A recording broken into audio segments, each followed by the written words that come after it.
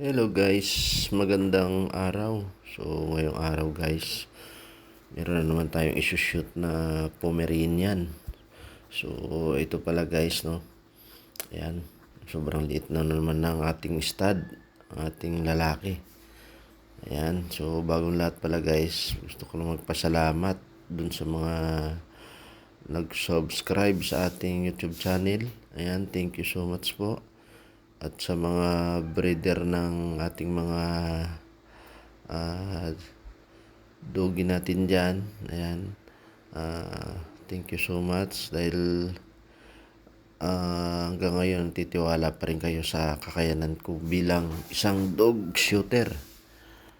So ayan guys, tuloy na natin. So ito guys, hindi na natin nakuha na ng maayos na video dahil nga wala akong kasamang taga video ngayon. So solo flight ko ito guys, ang lakad ko ngayong araw na to.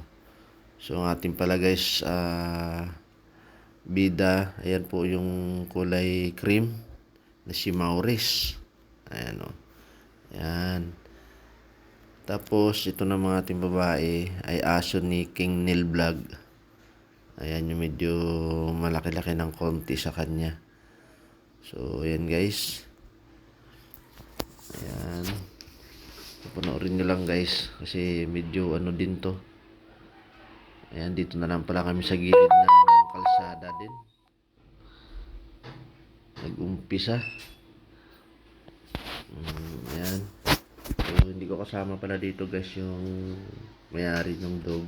Bali ako lang ang pumunta. Ako na lang ang nagdala niyan dito sa bahay nung stud. Ayan. So shout out sa iyo boss Kevin. Ayan yung may-ari ng lalaki. So ayan guys, kung gusto nyo pala magpa-stud din dyan, ayan, pwede nyo akong kontakin dito. Ayan, yun yung natin, stud natin yung kulay cream na si Maurice. Ayan, napakaganda rin yan, pogi. Liit lang yan, pero ang balahibo niya makapal din. Ayan. So